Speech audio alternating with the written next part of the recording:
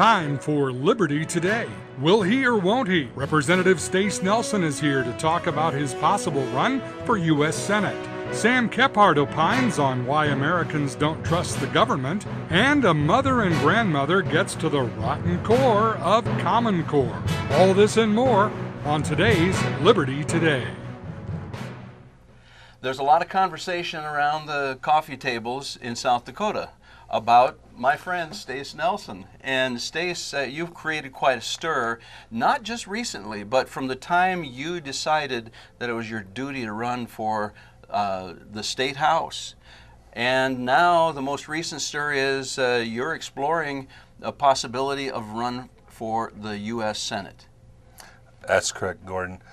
For the last several years, running for office, running for re-election, folks across South Dakota evidently liked the fact of having their own elected official in peer working for them. I've had a lot of folks ask me these last 3 years if I'd consider running for Congress, run for governor, run for the Senate. Those requests kind of reached a crescendo this spring.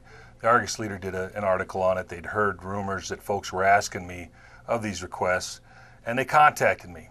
And I did confirm with them, yes, I have received quite a few requests. And as a result of that, I did a press release and I told folks that I was taking these requests very seriously.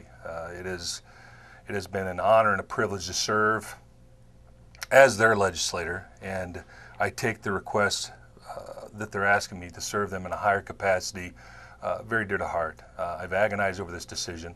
As a lot of folks know that has followed me, I don't have political aspirations. I'm a disabled Marine veteran. I'm a retired NCIS agent. I've served our country for 23 years in that capacity, and I came home and folks asked me to run for the legislature. And I was elected and then in District 25 in 2010, and then because I caused a little bit of ruckus as far as standing on my principles, they happily redistricted me.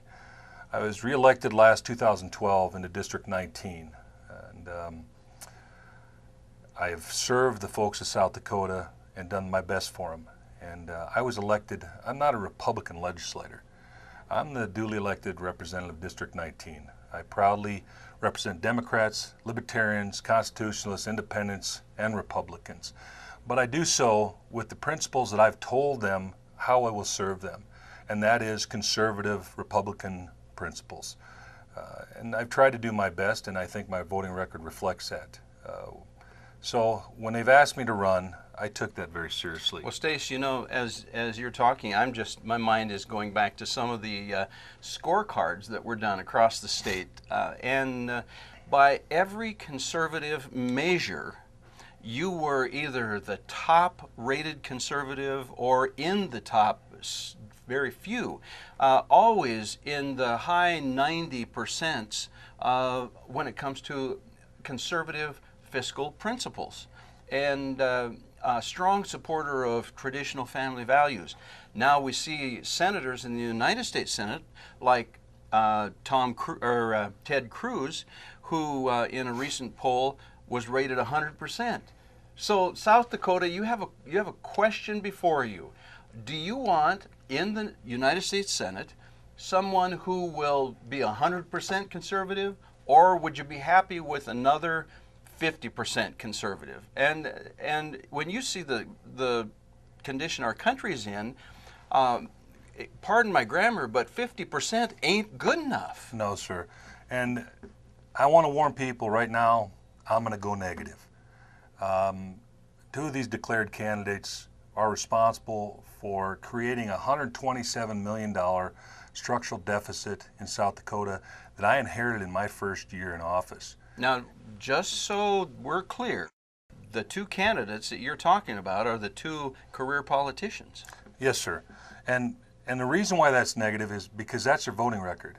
Now, I'm not going negative, but when you cite their negative voting records, I know folks are going to scream and say I'm going negative. But folks need to take a measured look at what they want to serve them in D.C. I think all of us, no matter what party or what your registration is, I think you take a look and all of us will agree that the problems we have in this country is because of professional, pragmatic politicians that have gone to D.C. and compromised our best interests so that they could go along to get ahead. And we don't need to send more professional, pragmatic politicians that already have a track record of raising taxes, of creating more spending and increasing state government and creating structural deficits. And by the way, these same two politicians have helped implement Obamacare in the state of South Dakota. And yet at the same time, they're telling you that they're conservatives and they will go to D.C. and fight the out-of-control spending, fight Obamacare. You know, the bottom line is they don't have that track record.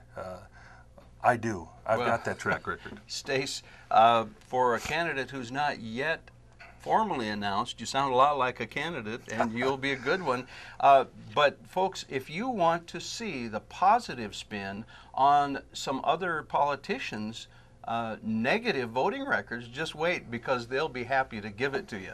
Right now, we'd encourage you to give Stace Nelson a call, encourage him to formally join the race for the United States Senate.